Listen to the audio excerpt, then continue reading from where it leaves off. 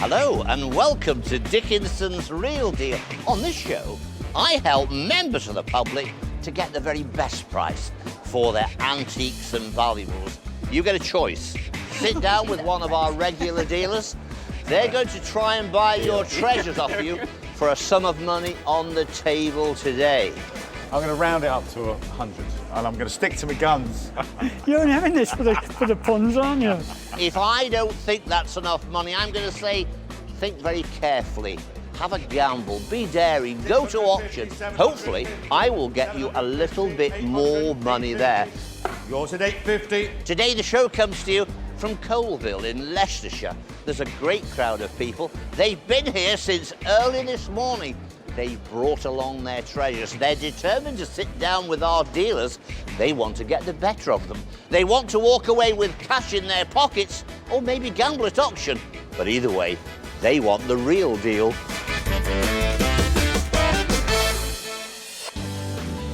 We're sure to see some great things here today, but we're really excited about our first deal. Barbara's brought Ian Towning something to ruffle his feathers. Any idea what it is, Ian? I'm not too sure, but it definitely would be a headrest for a drag artist. Does Barbara know how much she wants? I've no idea what it's worth, so it'd be interesting to see what the dealer says.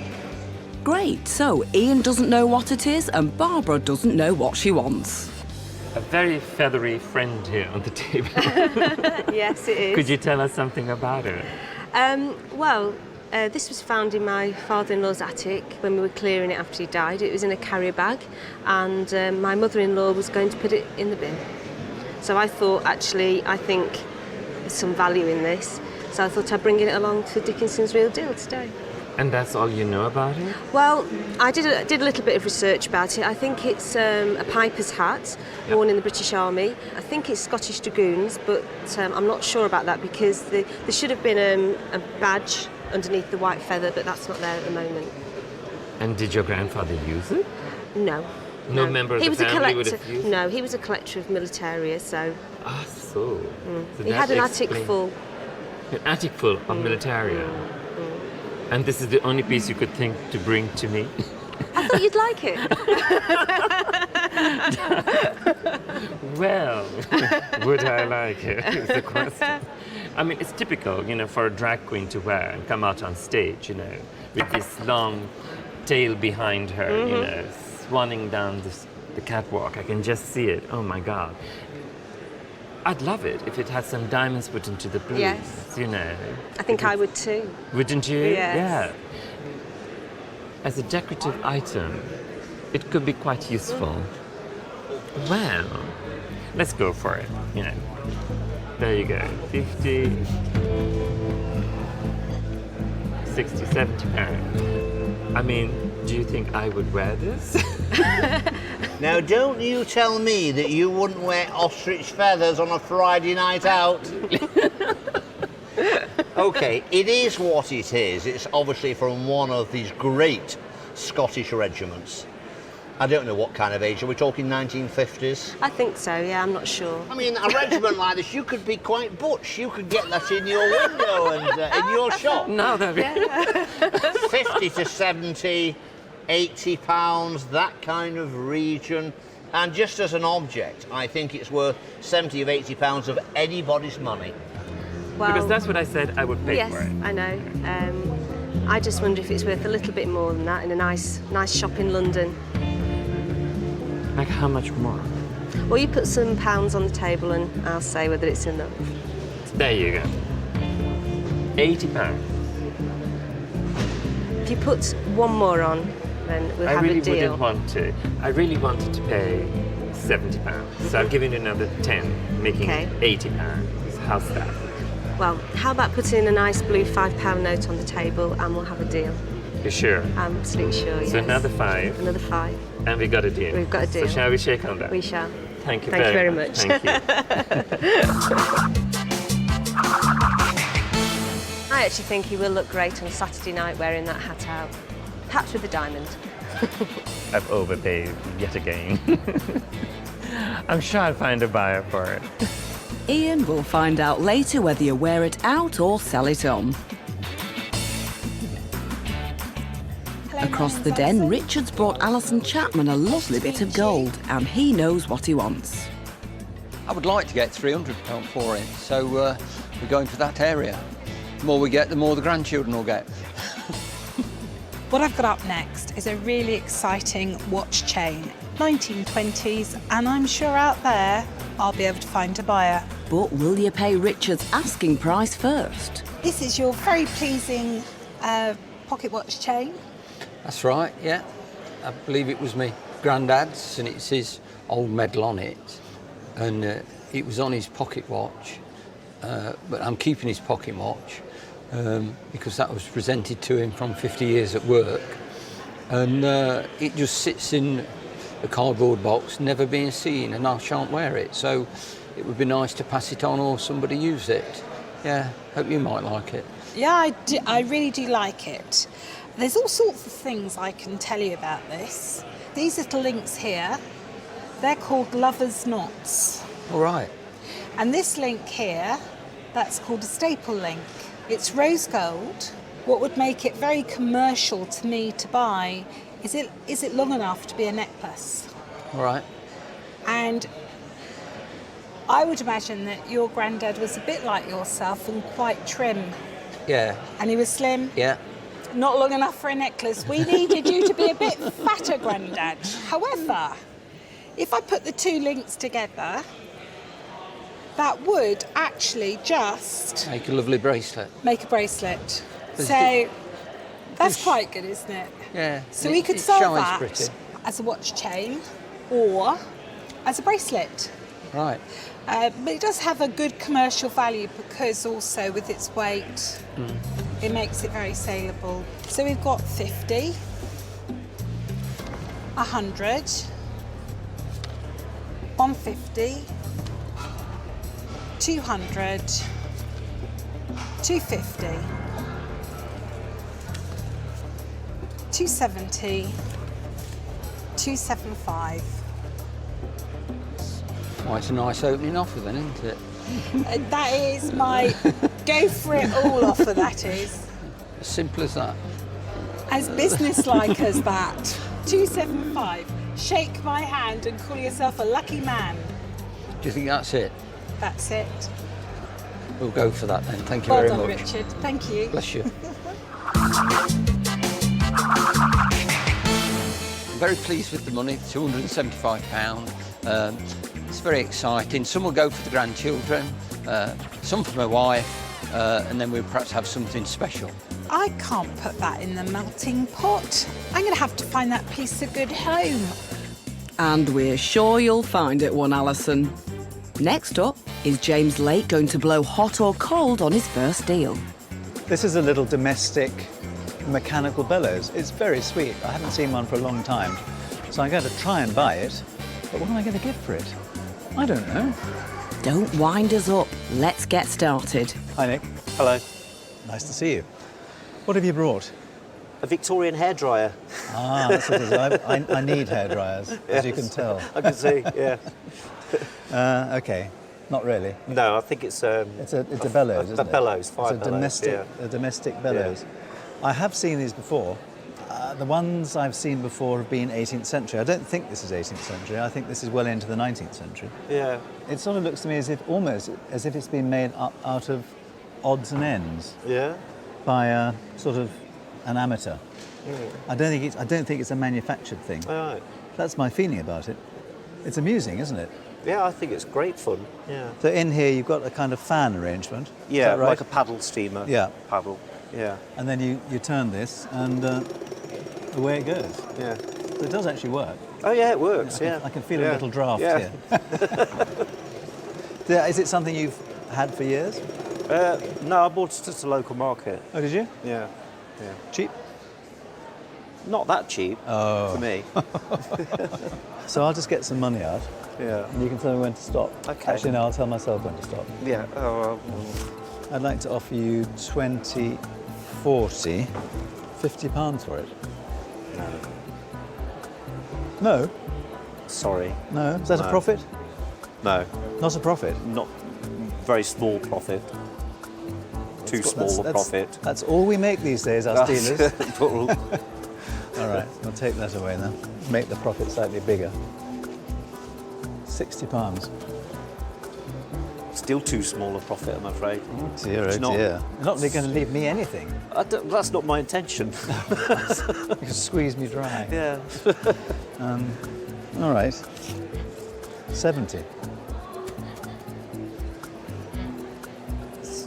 You're still not impressed. I'm still not very impressed. Not very no, impressed, sorry. no.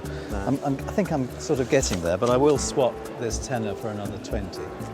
So that's 80 quid. Yeah. You wouldn't put that tenner back on? £90 for a dodgy old bellows. It's a very unusual hairdryer, that. Yes. Might we have a deal at 90 quid? Yes, I think so, yeah. All right, £90. Yeah? We shake on that? Yes, I think that's marvellous. All right, thank you very Thank you much. Now you can tell me what you paid for it. I think I paid around £20 for it. But I had to get up early in the morning to do that. It's a lot of work. You deserve your profit. Thank you. I think you did very well, but I think that's a nice little lot. I'm pleased with it, and I think I know who's going to buy it from me. Coming up, is Ian being mean again? Ian, we know that you like to make a large amount of profit, but sometimes you have to spread that profit with dear Paula. Could he do with learning a thing or two from Tony Gearing? Do you know what? What's a fiver to make a lady smile? Welcome back to Dickinson's Real Deal. We've seen some really good items come in already, and what's next is no different. Sandra, what have you bought Tony Gearing? Today I bought my silver spoons in. Nobody wants to clean them anymore. I have 7 grandchildren, 1 great-grandchild, of which I'd like to give them at least a tenner each. So that's 80 quid. Tony, dig deep. So what have you brought in for me today, Sandra? Some silver spoons that have been in my cutlery drawer. I was given them to me from my mother-in-law because I was short of tablespoons, and now I don't require them. Right, let's have a look at that marks here. So we've got, I think that's Chester mark there. Right. Oh no, it's not the Lion, so that's London. London, yeah. Yep, London, sorry. And they're Georgian II, I reckon. Oh, lovely. Something like that, 1790, 1800. Around that, could be a little bit earlier actually. This is the famous rat tail. Right. And it's just a slang for what it looks like, Right. really, a rat tail. Stone. But that is the strength in the spoon, Right. which stops it bending. Because silver's very Soft, malleable. yeah.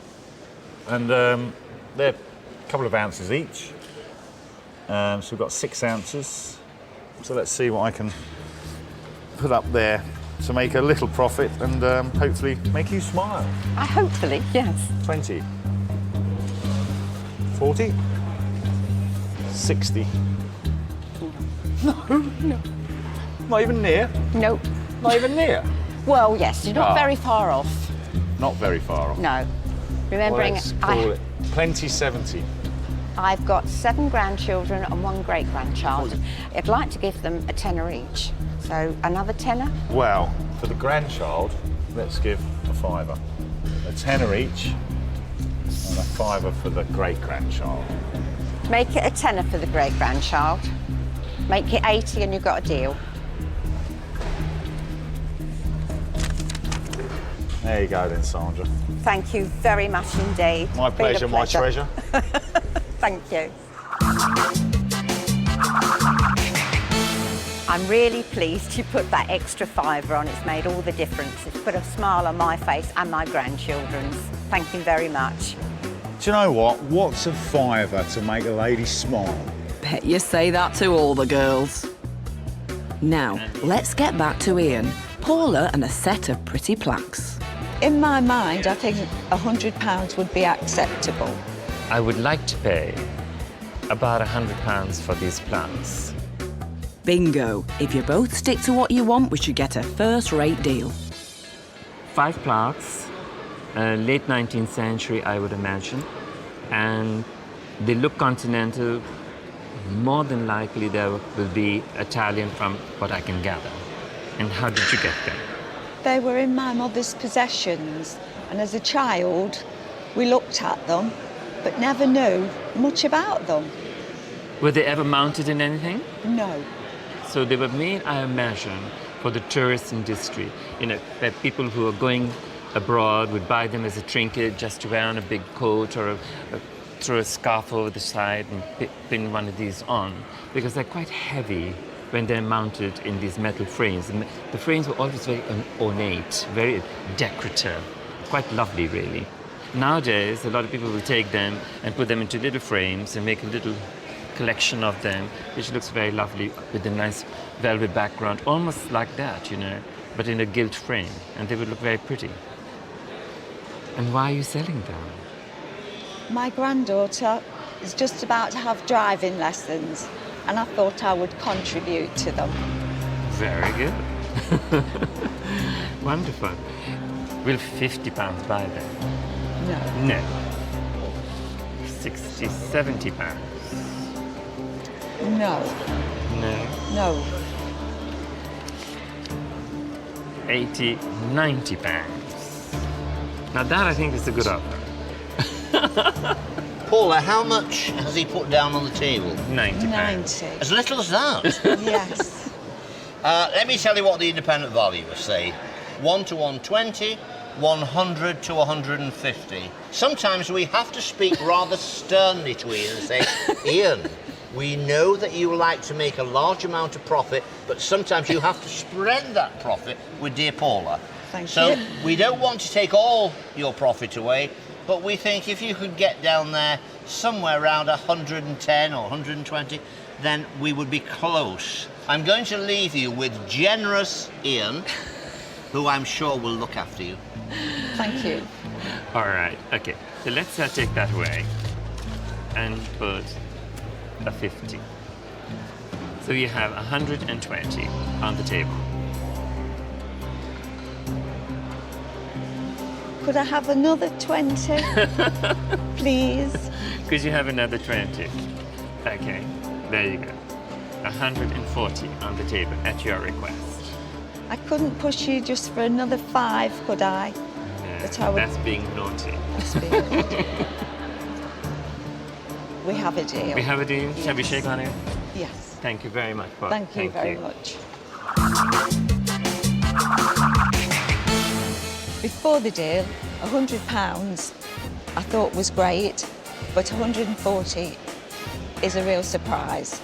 Paula was a bit pushy on the price, but I didn't mind paying her the extra £40. And I know I will sell them first thing in the morning. Wow, that's quite a claim. We'll hold you to that. Across the den, Margaret's brought James a tricky collection of sewing bits and bobs. Well, this is a bit of a curiosity because this is a tray out of a great big workbox, which might have had 2 or 3 trays. On its own, fantastically hard thing to value. Well, off the top of my head, I came here thinking if I could get somewhere about £100, that would be nice. Let's hope you can stitch together a good deal. Well, what have we got here? We've got a fragment. Unfortunately, yes. What have you done with the yes. rest of it? I don't think I've ever seen the rest of it, although I do know that it is only a part of. Yeah. My grandmother in the 1950s came to live with us, and she had a box with this sort of design on it and made of this fabric, whatever this is. Papier-mâché, yeah. Is it? I wondered if it was.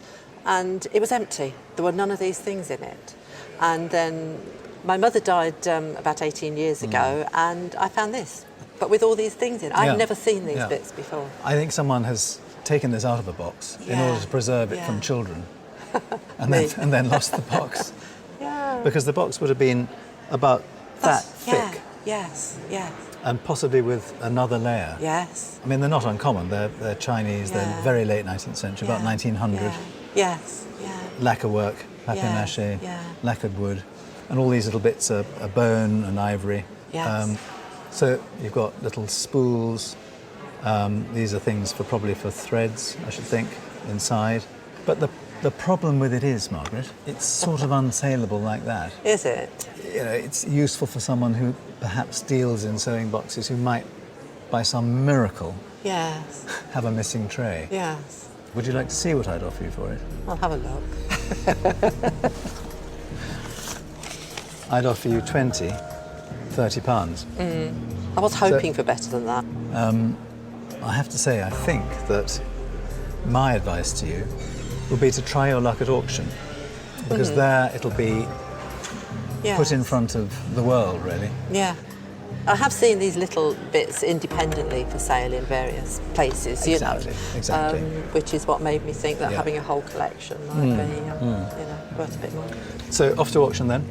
Oh, yes, I think so. All right, well look, very good luck. I hope you do well. Yeah, Thanks for bringing it. Thank you.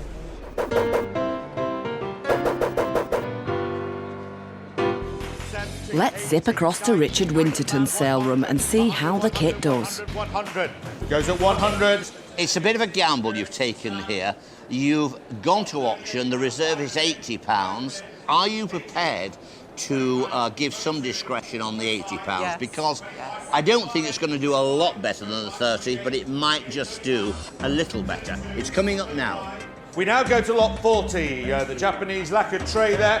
£20 I bid, 25, 30, 5, 40, 5, 50, 5, 60. Well, 60. 60, at 60, and 70 here. 70. And 70. And at £70, £70.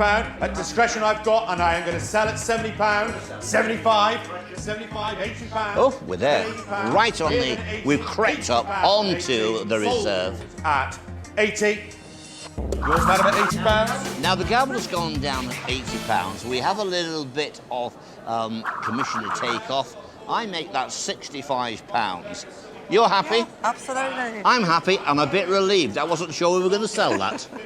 Phew, not quite the £100 you were after, Margaret, but a pretty decent result. Coming up, there's a standoff in the den. 80. Didn't even blink then. No, I don't blink. Money, don't scare me. Will Tony bite the bullet? Find out after the break. Welcome back to Dickinson's Real Deal from Coalville in Leicestershire. The locals are still queuing up to have their goodies looked at, but these Real Deal favourites have caught Alison's eye. On my table, a beautiful pair of Moorcroft vases, pomegranate pattern, ran about 1918. I'm really excited. I paid around £700 for them and I found them online. I'm hoping for about 800, maybe a bit more. We'll see. Jonathan, you never know your luck. So, you seem rather a young gentleman to be having a pair of pots like these. These are lovely Moorcroft McIntyre. There we go, we've got the Moorcroft mark and the signature. Look at that, just lovely. And round about 1915, 1918. 1918. You know about it then? I've got a fair idea. Ah, how come? Tell your Auntie Alison all about it. More than anything, it's just from what I've gleaned online and see an indication of auction prices. More than anything, obviously, shows like this and similar. And that's really how I've built up my bank of knowledge. Okay, and this is part of your collection, or? I know these were a recent purchase. A recent purchase. Aye. How recent? Within a month. Within a month. I've not had time to grow to love them enough to keep them yet.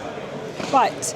Well, they seem honest. I can't see any restoration with them, which is my greatest dread with this sort of stuff, because restoration to me kills it. I would, if I have to buy it with damage, I'd rather have a nice clean chip like that than find that half of it's been restored. So you're the one sitting there with all the wisdom and research of recent weeks. What is your ballpark figure for them? Tell me your price, name it. I think, to be honest, I prefer you to put the first figure down and then we can work from there. All right. It's going to be like extracting teeth, isn't it? 100, 200, 300, 400, 500. I think that is not significantly less, but it's certainly quite a bit less than I was expecting. How much less than what you were expecting? I do want more than that. That's over half. We can start with that. Let me tell you what the independent valuers and the auctioneers say. 550 to 600, 6 to 800. What we've got to say is, will we get more than £600 to make it worthwhile going to auction? I would think you will, because it's Moorcroft, but there is no guarantee. See what happens. I think the 6 to 8, because of the size of those and the commerciality, is where I would bank for. Thank you very much. I will make your decision perhaps a little harder by putting £5.50 on the table. Right. £5.50 is key. I think if you're not going to keep pulling out the pink notes, I think I'll go and have a day at the auction, should we say. Okay, that's fair enough. But what about if I put £575? I'm afraid those notes, they're the wrong colour. I think 650 would have had to have been the minimum I would accept, so I think I'll chance them at auction. Good luck. Thank you ever so much for your time. Off to auction you go. I appreciate it. Thank you.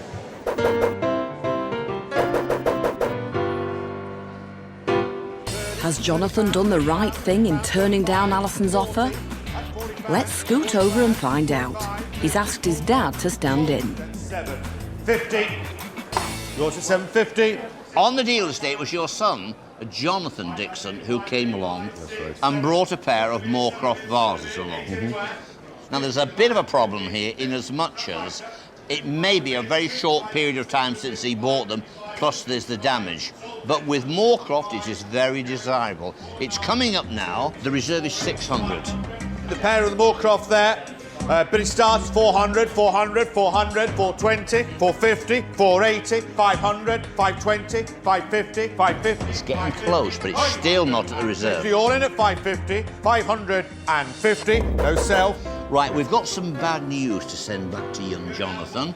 You see, when you start speculating online and buying things without inspecting them, touching them and seeing them, you can sometimes come unstuck, even though Moorcroft is very desirable. On the dealer's day, Alison Chapman offered £575. That was the real deal. So on this occasion, tell Jonathan, bit more practice, Jonathan, before you start dabbling in antiques, mate. I think you're probably right. Back in the den, Albert's got Tony in his sights with his naval percussion pistol. I want to go for a minimum of 100. Keep it simple, that's the strategy I've got. Oh, a man with a plan. Let's see how you go. And what have you brought in for me today? This, as I know, an old pistol, yes. Percussion cap one. It's just something that I've inherited through the family. Been told that it was a naval issue. Simple gun, not fancy. Right, so quite a standard, standard item. military That's what I was issue. told, yeah. It's a flintlock. Percussion cap. Percussion cap. It That's says it. so on there, on the barrel. It's, what's your eyes like? They're not too bad actually. Percussion cap. Percussion Iron lock pistol. Yeah. 1.7, so I presume that's the So calibre. yeah. It's got a fair bit of weight in Yeah. it. I suppose that fired a ball bearing of some description. Yeah, a lead ball. So you got your gunpowder in there first, drop your ball in, ram it in. I think so. It's some kind of percussion cap that Right. purpose built, so like a cap gun, Charles cap gun, I think. But decommissioned now. It won't work. No, you can't get the ammunition. And the condition's not good at all. No, it's well used, isn't it? It is well used. It's been battered about, but it would have been, wouldn't it? You know, when it was been fired back then. I'm going to have a go at it. Okay. Let's have a look. 20, 40, 60, 80. Didn't even blink then. No, I don't blink. Money, don't scare me. I'm going to round it up to 100. And I'm going to stick to my guns. You're only having this for the puns, aren't you? Just another 10. Go on, another 10 for me. Go on, one more 10, please. Please. Go on. Not say yes. Come on. There's 10. you. Oh. 10 and I'll say yes. I'm going to stick to my guns. Fair enough then, Tony. Thanks very All much. the best with it. Hope you get somewhere with it. Well, it's naval, so it's either going to sink or swim, isn't it? We'll find out which later. Coming up, what's got David so upset? It's true. It's true. It's true. You're making me cry. Find out after the break. Welcome back to Dickinson's Real Deal. It's been a busy day, but we have just time for one last deal. What have you got to show us, Christine? I've brought this brooch in, which is my friend Helen's, because she can't come today. An 18-carat Star of India white gold brooch, made in a town just miles away from where I was born. So I think I need to buy it. Helen thinks the brooch is probably worth about £25. So that's what we're hoping to get today. Only £25? Something tells me your friend might be getting a bit more. Very interesting. I was just reading the card inside. Agra is a very famous place, and you know why, because of the Taj Mahal. And it was the last place my father took me at the age of 17 to visit Taj by moonlight before I left India for Australia. And it has great memories for me. And an Indian brooch coming from there is fascinating. The stone, the Star of India, is a very famous stone. You can see the actual star quite clearly in them. It's like a dark gray, almost black stone. And it was used in a lot of gents' jewelry because it wasn't too outrageous. So it's got quite a nice thing about it. Yeah. How did you get hold of it? Well, actually, it's my friend's. My friend Helen, she's on a holiday this weekend. She couldn't come. So I'm looking after her interest. Oh, you're looking after her interest. So you've been told how much to take and how much not to take. That's right. And do you know how she got it? Well, she told me she'd had it about maybe 15, 20 years, and she bought it in an auction. She bought it in auction. Oh, okay. I don't know whether she's aware or she's even informed you. Some of the diamonds are damaged, okay? Where the claw has gone down, they've chipped them, okay? They would need to be changed. If I bought it, I would change them. I think there's about 3 or 4 that are damaged. It's not an antique brooch, it's a 1950s, 1960s brooch, okay? Yeah. Anyway, taking into account the fact that there's stones that needs changing, okay? So 50, 100, 150, 200, 250, 300, 350. In my opinion, here comes David, the troublemaker. I'll tell you why I'm creeping in. There's a good reason here, because you're sat down with a very smart, sophisticated jewellery dealer, but someone that, given the opportunity, will pounce, rather like a king cobra. Now, I'm told these are star sapphires, but I've heard you describe them in another word. And what is the word you're saying? Star of India. It's a different stone altogether. Okay. And sapphires also have this thing about being unlucky for certain people in India to wear. But not for you. I don't wear sapphire. Those are diamonds, by the way, that's set in there. Absolutely. You're all right with those, are you? Spot on. And they're set in white gold. You're all right with that? Yes. I've got 2 valuations, 5 to 700, 6 to 800. Ian has got £350 on the table. So, get more money down. Okay, so 350 on the table. Okay, 350, 4, okay, 450, 500. And that is all I will pay for that brooch, okay, because that is what is worth to me. Okay, now we have persuaded Ian, miraculously, to put another £150 on the table. Now, it's what you need to do is look after your friend's best interests. Yes, that's right. Is that it, Ian? Are you not prepared to sling another 100 quid in or something? Not really. The most I can ask for that brooch is 600, 620. So I offer the most I can. It's true. It's true. It is true. You're making me cry. No, honestly, it is very true. Come on, Ian. Get some more money down. Just a little bit more, then it's yours. Come on. Just a little bit. Give her another 100 quid. 50. I'll do 50. Give her another 100. Because Wicked. you will look fabulous with that. I can see it round your neck on some doodah. or on your turban. You know, when you go to the blue and white ball. Absolutely. You will walk in like this. Okay, come on, Ian, get another 100 quid down and I'm out of your hair forever. You sure? Dead sure. We have an agreement. We do. We have an agreement with you. Okay. Yes.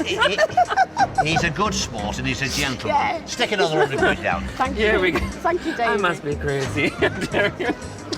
Here we go. £600 it is. Anything for peace and quiet. Do we have a deal, my We do have a deal. We do. Okay, come on. Thank you Good luck to very your much friend. indeed. Thank you. Thank you. What a fabulous deal. Christine, quick, get your friend Helen on that phone. Well, Helen, you know your brooch that you thought was worth £25? Oh, yes. Yes. Well, Yeah. Ian paid £600 for it. How much? 600. Oh, my goodness. Really? Yes. Wonderful. Thank you so much. Oh, thank you, Ian. Give them a big kiss from me. Well done, girls. But are the dealers as thrilled as you are today? Well, it's been a day of mixed fortunes. James was confident he'd sell those bellows. I'm pleased with it, and I think I know who's going to buy it from me. But that was a load of hot air, and they are still sat in his shop. Was it a false start for Tony and the naval percussion pistol? Well, it's naval, so it's either going to sink or swim, isn't it? Hope you've got a rubber dinghy, Tony. You've not sold it yet, have you? My pleasure, my treasure.